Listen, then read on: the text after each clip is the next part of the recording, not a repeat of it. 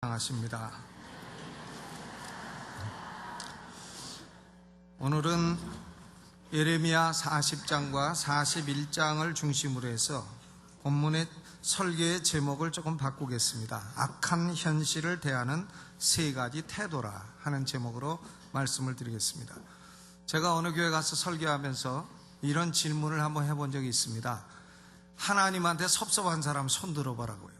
그랬더니 3분의 2가 손듭디다. 우리 예수 믿는 사람들이 하나님한테 섭섭한 게 많은가 봐요. 지옥 갈 사람 천국으로 바꿔줬더니 섭섭한 게 아주 많은 것 같습니다.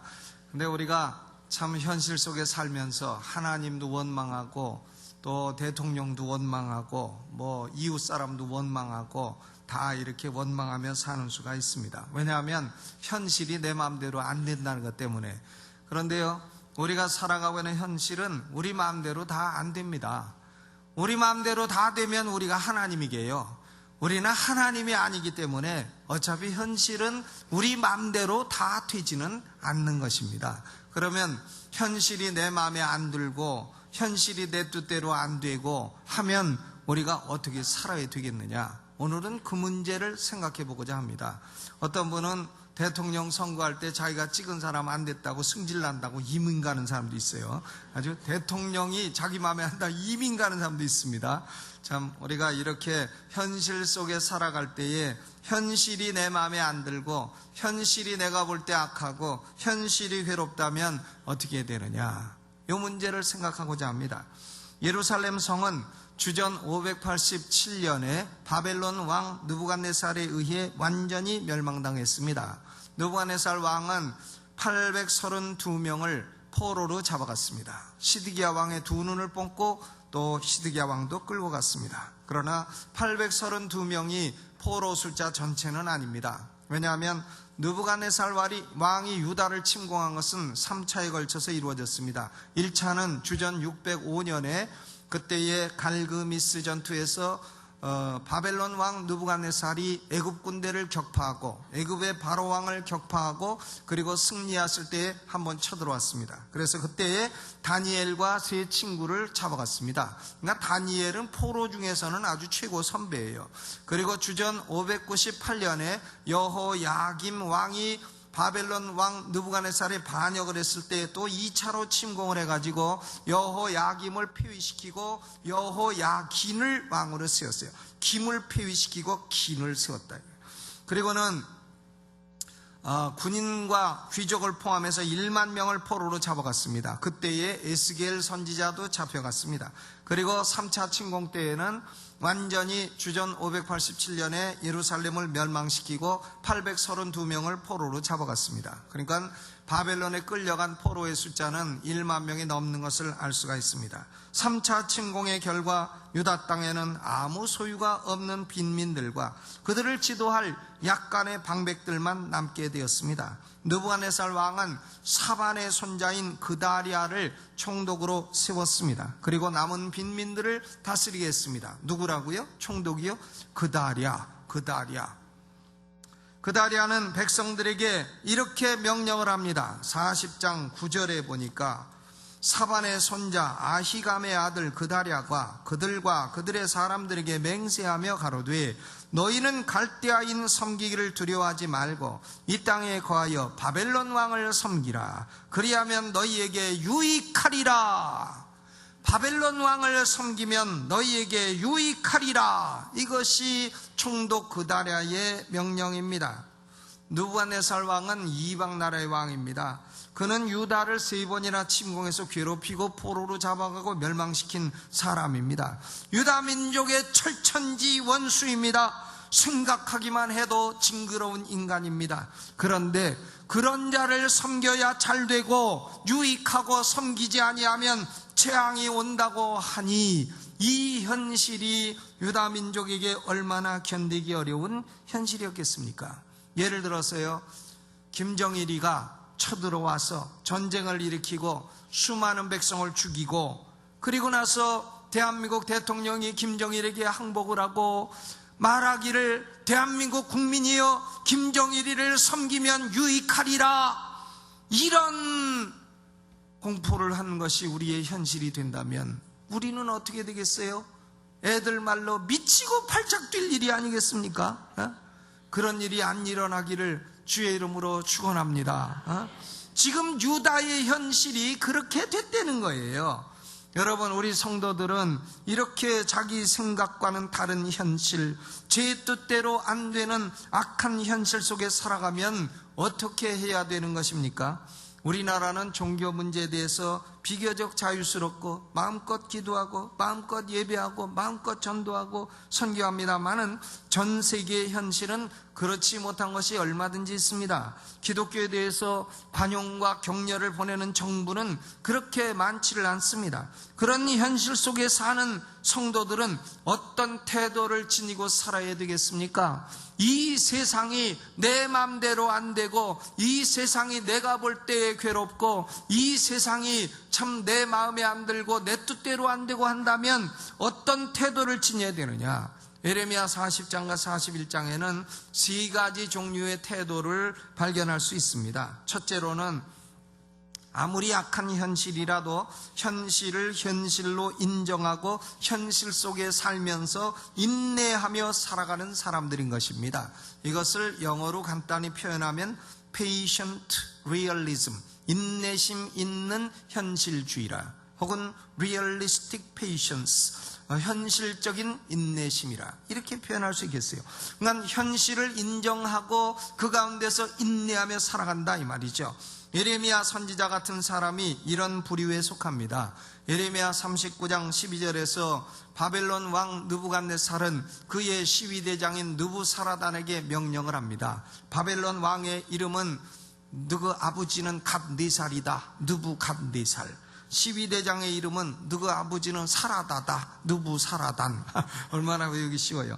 느부갓네살 왕이 느부사라단에게 명령을 하는 거예요. 너는 예레미야를 데려다가 선대하고 해하지 말며 그가 네게 말하는 대로 행하라. 그래서 시위대장 느부사라단은 39장에 보면 구덩이에 있는 걸 끄집어냈다고 돼 있고, 40장에 보면 포로로 대열에 끌려가던 예레미야를 찾았다고 돼 있는데, 구덩이에서 나와서 포로로 끌려가던 예레미야를 찾아온 것 같습니다. 그리고 석방시킵니다. 그리고는 느부사라단이 예레미야에게 선택권을 줍니다. 내가 바벨론에 가고 싶으면 가라. 바벨론에 가면 너를 선대하고 너에게 안정된 삶을 보장해 주겠다. 그러나 네가 바벨론에 가기를 원치 않는다면 총독 그달에게 돌아가서 유다 백성들과 함께 거해도 좋다. 이래도 좋고 저래도 좋고 내가 너를 우대해 주겠다. 그때 예레미야는 참된 애국자적인 선택을 합니다. 바벨론에서 평안한 생활을 보장받는 것을 거절하고 남아있는 유다 백성들에게 하나님 말씀을 전하는 길을 선택했습니다. 그의 예언 활동은 망하기 전에도 40년 동안 예언했지만 그 후에도 10여 년 더 계속되었습니다. 사람들이 예레미야는 바벨론에 항복하려는 매국노라고 비난을 했지만 그것은 사실이 아니었습니다. 그는 바벨론과 싸우지도 아니했고 동족들로부터 도망한 것도 아니었습니다. 그는 단지 하나님의 말씀을 받아 하나님의 말씀을 증거하고 세상 속에 살면서 하나님의 뜻을 수행할 뿐이었습니다. 예레미야는 유다 민족에게 닥친 비극과 멸망이 하나님의 섭리 가운데서 유다 백성들의 우상숭배의 죄 때문에 일어났다고 하는 사실을 잘 알고 있었습니다. 심지어는 시위대장 느부사라단도 이 사실을 알고 있었습니다. 예레미야 40장 3절에 여호와께서 그 말씀하신 대로 행하셨으니 이는 너희가 여호와께 범죄하고 그 목소리를 청종치 아니하였으므로 이 일이 너희에게 임한 것이니라. 불신자가 신자를 야단치는 거예요. 너희는 여호와를 섬긴다 하면서도 똑바로 안 섬기니까 너희가 섬기는 신이 너희를 징계해서 이렇게 심판이 일어난 걸 모르느냐. 불신자가 신자를 꾸짖는 거예요. 예레미야도 이 모든 비극과 고통이 죄에 대한 하나님의 심판임을 받아들이고 인정하고 하나님의 백성들과 함께 그 현실 속에서 살고자 했던 것입니다. 심판이 오고 나라는 망하고 멸망이 오고 대재앙이 왔지만 지나고 나면 또 평안한 시절도 오는 것입니다. 인생은요, 아주 망하는 것 같고 6.25 전쟁이 일어나고 그래도요, 6.25 전쟁이 일어난 지 저는 6.25 전쟁 마지막 해에 태어났어요. 마지막 해에 태어났는데 57년이 지났습니다. 지금 애들한테 6.25가 뭐냐고 물어보면 몰라요. 몰라. 6.25 노래 한번 불러보라면 아는 애들이 한 명도 없습니다. 6.25가 심지어는 남쪽이 쳐들어가서 남침했다고 하는 이런 화상들도 있는 시대에 우리가 살고 있다 이거예요. 전쟁이 나고 나라가 이렇게 엉망이 돼도요, 또 얼마 지나면 사람들은 언제 전쟁이 일어났냐 하고 다 잘 먹고 잘 사는 시대가 오는 거다 이거예요. 우리가 살다 보면 아이고 죽겠다, 나는 어찌 이렇게 괴로운가 해도 또한 그로부터 한 1년 지나면 또 깔깔깔깔 웃을 일도 생긴다 이거예요. 그러니까 예레미야는 이제 더 이상 바벨론이 유다를 괴롭히지 않는다는 걸 잘 압니다. 바벨론은 대국이에요. 쳐들어가서 점령할 때는 강하게 점령하지만 일단 점령한 난 뒤에는 괴롭히지 않습니다. 이제는 자유스럽게 살 수가 있습니다. 그러므로 예레미야는 악한 현실이라 해도, 자기 마음에 안 드는 현실이라 해도, 불평하거나 원망하거나 지하에 들어가서 레지스탕스 운동을 하거나 아니면 영화에 나오는 터미네이터처럼 원수만 골라 죽이는 복수를 하거나 이렇게 된 것이 아닙니다. 어려운 현실을 받아들이고 그것이 죄악 때문에 온 현실임을 인정하고 어려운 현실도 하나님의 섭리와 통치 가운데 있는 것을 믿고 인내하면서 살아간 것입니다. 인내하면서 현실 속에서 하나님의 선한 뜻을 이루며 살아간 것입니다. 시편 37편을 보면 다윗이 기록한 시이지만 예레미야의 삶의 태도를 정확하게 묘사하고 있습니다. 시편 37편 7절로부터 9절만 봉독을 하겠습니다. 여호와 앞에 잠잠하고 참아 기다리라. 자기 길이 형통하며 악한 꾀를 이루는 자를 인하여 불평하여 말지어다. 분을 그치고 노를 버리라. 불평하여 말라. 행하게 치우칠 뿐이라. 대저 행악하는 자는 끊어질 것이나 여호와를 기대하는 자는 땅을 차지하리로다. 현실이 아무리 내 마음에 안 들고 악하고 괴롭다 할지라도 우리의 삶 가운데는 죄가 있기 때문에 괴로운 현실도 오는 겁니다. 우리가 하나님 앞에서 의롭다함을 받은 것은 법률적으로 의롭다함을 받은 것이지 실질적으로 우리가 다 의로운 게 아니에요. 그러므로 우리 삶에는 죄와 의가 섞여 있다 보니까 죄로 말미암아 우리 삶 속에 괴로운 일도 일어나는 것입니다. 그런데 죄 때문에 하나님의 징계와 심판이 따를지라도 잠잠하고 참고 기다리며 불평하지 말고 분을 그치고 노를 버리며 여호와를 기대하며 살아가는 인내심 있는 사람은 현실 속에서 바르게 살아가는 사람인 줄로 믿습니다. 여러분, 지금 현실이 참 마음에 안 든다 할지라도요, 인내하고 하나님 뜻을 이루며 하나님께 순종하며 살아가시기를 주님의 이름으로 축원합니다. 두 번째로는 오늘 본문에 보면 근거 없이 낙관적인 태도로 살아가는 사람도 있습니다. Unwarranted optimism, 낙관적인 태도를 가져. Everything is fine, 모든 게 다 좋을 거야. Everything will be okay, 모든 게 다 잘 될 거야. 그러나 뭐 잘 될 거라고 하는 근거가 없어요. 누가 보장해주는 사람이 없는데도 그냥 Everything is okay 뭐 이러고 다니는 근거 없는 낙관적인 경박한 태도를 가진 사람도 있다는 겁니다. 그다랴가 그 사람이에요. 그다랴. 느부갓네살 왕이 그다랴를 총독으로 세운 것은 최고의 선택이었습니다. 그는 사반의 손자여, 그의 할아버지도 위대하고 아버지도 위대해요. 믿음의 사람입니다. 믿음의 사람이요 경건한 사람들이었습니다. 그는 바벨론 왕의 신뢰를 받았을 뿐만이 아니라 유다 백성들의 존경을 받는 사람이었습니다. 그러므로 느부갓네살이 그다랴를 총독으로 세운 것은 이상적인 선택이었습니다. 그는 출발도 산뜻하게 잘 했습니다. 뜰에 있던 게릴라들을 설득을 해가지고 게릴라들을 다 경제 건설에 참여시켰습니다. 거기 보니까 게릴라들, 뜰에 있는 게릴라들이죠. 그들을 다 모아다가 너희는 포도주와 여름 실과와 기름을 모아 그릇에 저축하고 너희의 얻은 성읍들에 거하라. 이렇게 게릴라들을 무장을 해제시키고 설득해서 성읍에 거하며 경제건설의 역군으로 삼았습니다. 그러는 백성들에게는 바벨론 왕을 저항하지 말고 섬기라, 그 길이 유익하고 살아갈 길이라 하는 하나님의 뜻을 제대로 증거했습니다. 그래서 이제 유다에서 피난을 해가지고 모압과 암몬과 에돔 주변 국가에 흩어져 갔던 사람들이 그달에게로 다시 돌아왔습니다. 희망찬 국가 재건이 시작이 되었습니다. 새벽종이 울렸네, 새 아침이 밝았네. 아시나요? 그 노래를? 예? 새마을 노래라고. 그러니까 국가가 막 힘차게 경제건설도 하고 지금 모이기도 하고 이렇게 되는 거예요. 그러니까 그다리아의 통치원년은 최고의 시작이었습니다. 그는 서너 달 아주 잘했어요. 그러나 그가 가야 하는 길은 골짜기 위에 외줄타기와 같은 길이었습니다. 여러분, 떨어지면 박살나는 골짜기 위에 외줄을 타는 사람의 심정이 어떻겠어요? 조금이라도 백성들과 밀착되면 바벨론 왕이 너 나한테 반역할라 하느냐 그럴 것이고, 조금이라도 바벨론 왕과 밀착되면 백성들이 너 매국노가 될 거냐 이럴 것이고, 그러니까 이러지도 못하고 저러지도 못하고 줄타기를 하면서 가는 겁니다. 그다리아는 그 길을 잘 가고 있었어요. 지혜로운 사람이었습니다.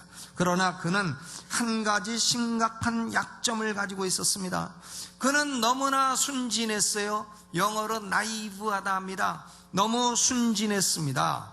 착하고 순진한 건 좋은데요, 어떤 때는 이것이 나쁠 때가 있습니다.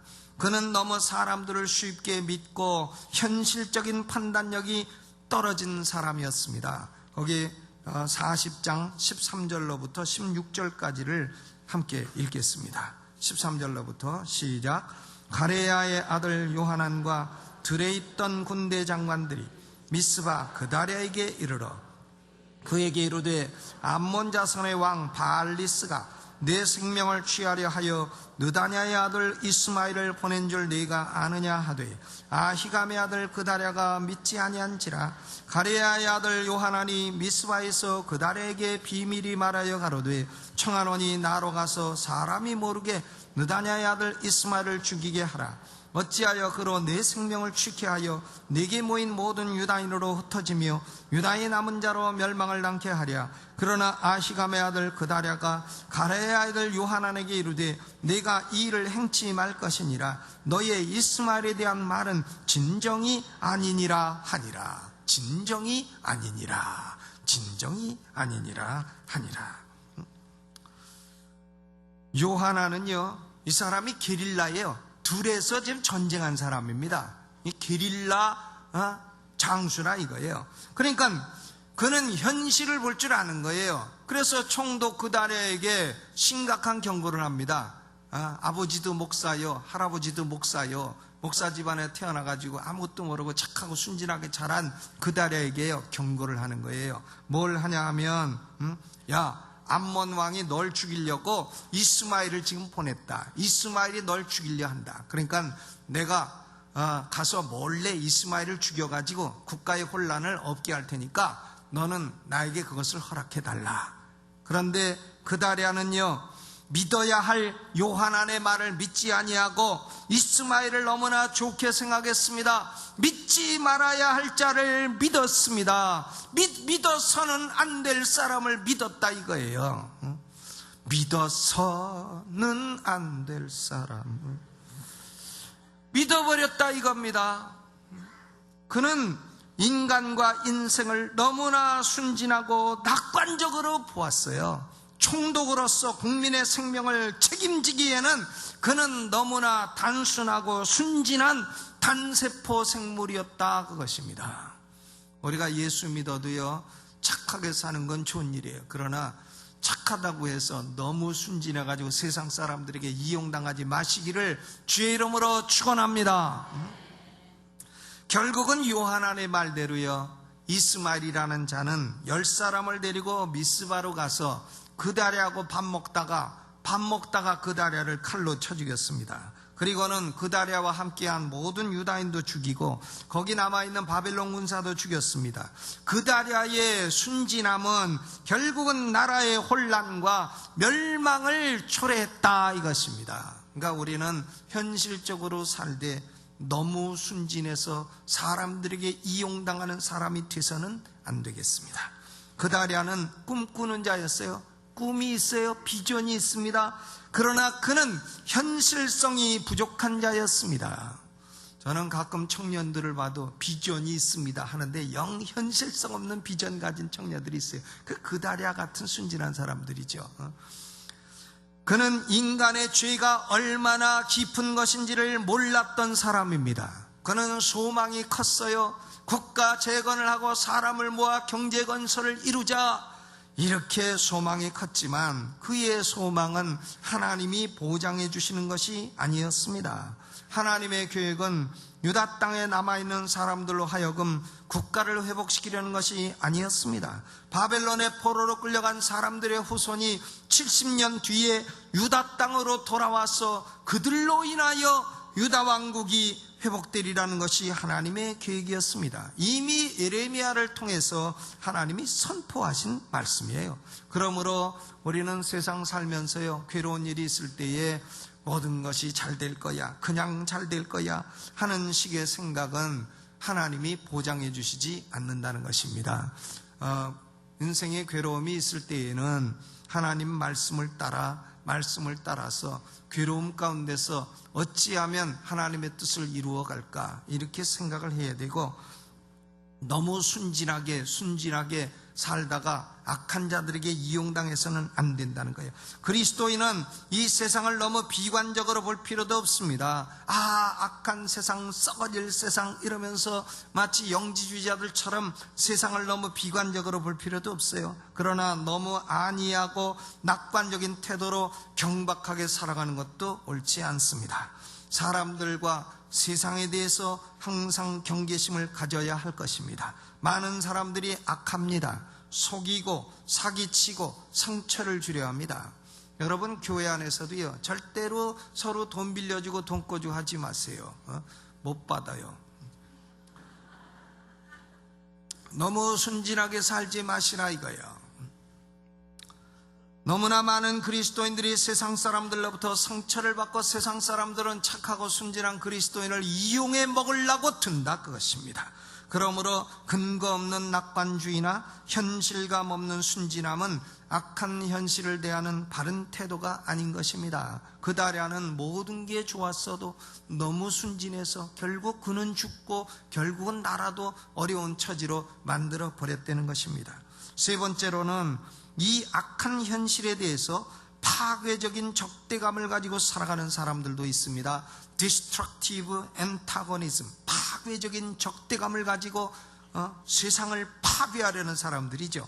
예레미야 41장 1절을 보면 그다랴를 죽인 이스마엘은 왕족이었음을 알 수 있습니다. 그를 소개하는 말이요, 왕이라는 게 여러 번 나와요. 41장 1절, 7월에 왕의 종친 엘리사마의 손자 느다냐의 아들 왕의 장관 이스마엘이 10사람과 함께 미스바로 가서 아히감의 아들 그달에게 이르러 미스바에서 함께 떡을 먹다가 그랬어요. 그러니까 이스마엘은 그 앞에 왕 뭐 많이 나와요. 그러니까 왕족임을 알 수 있죠. 그러니까 이 사람은 왕족인데 느부갓네살이 그다랴 왕족도 아닌 걸 총독으로 세웠다 해서 마음속에 시기심이 가득했습니다. 시기심이요. 여자들이 시기심이 있다 하지만 남자들이 더 많아요. 남자들이요. 보면 목사님들 모임에 가도 누가 예배당 졌다 하면 아주 속이 막 꼬여. 시기가 많아요. 누가 좀 교회 좀 포옹시켰다 하면 막 다 시기합니다. 눈에 보여요, 아주. 그런데 이 이스마엘도 시기심이 가득해서 내가 왕족인데 내가 총독이 한데 어찌하여 그다랴가 됐느냐 해서 쓴뿌리가 가득해가지고는 마귀의 종이 되고 살인자가 되었습니다. 우리는 다 동양 사람이고요, 유다 이스라엘도 동양입니다. 기독교는 동양에서 일어난 종교예요. 서양 종교가 아닙니다. 동양의 풍습으로는 먹을 때는 개도 안 때린다 이런 말이 있죠. 개도 먹을 때는 놔둡니다. 잡아먹을 개도 먹을 때는 놔둬요. 실컷 먹이고 그 다음에 두들겨 패는 거죠. 그러니까 밥 먹을 때 때리고 욕하는 것은 동양의 기본적인 미풍양속에 어긋나는 일입니다. 그런데 이스마엘이라는 이자는 10사람을 동반하여 함께 식사하던 그다랴를 칼로 쳐 죽였습니다. 이 그다랴는 얼마나 자기 방어를 할 줄 모르는 사람이었는가 하면 그가 죽은 지 이틀이 되었어도 죽었는지 아는 사람이 아무도 없었다 했습니다. 아니 총독이 죽었는데 총독 비서도 없나, 뭐 호위병도 하나 없나, 그냥 죽은 지 이틀이라도 아는 사람이 없을 정도로, 이 정도로 자기 방어를 안 하고 살았던 사람이 그다랴였습니다. 이스마엘은 그다랴를 죽였습니다. 혁명을 일으킨 거죠. 혁명, 레볼루션. 그리고는 더 나아가서 국가의 멸망을 슬퍼하며 수염 깎고 옷을 찢고 그 몸을 상하며 여호와의 집으로 나아가려는 80명의 애국자들도 잡아서 죽여 구덩이에 던져버렸습니다. 이 이스마엘이가요, 킬링 필드를 한 거예요. 캄보디아 죽일 때 킬링 필드 싹 죽여가지고 구덩이에 막 던져버리잖아요.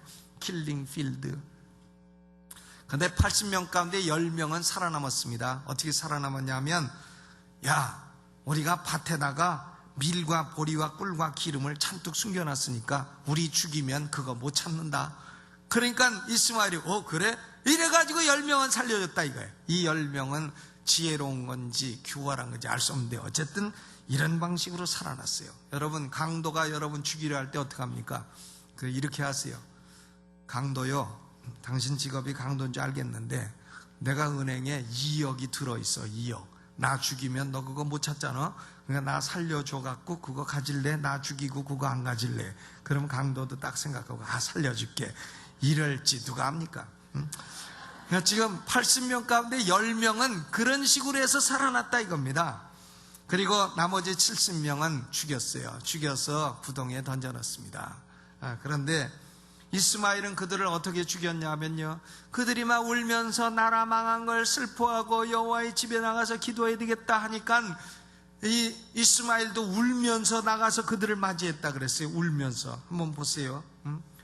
41장 5절.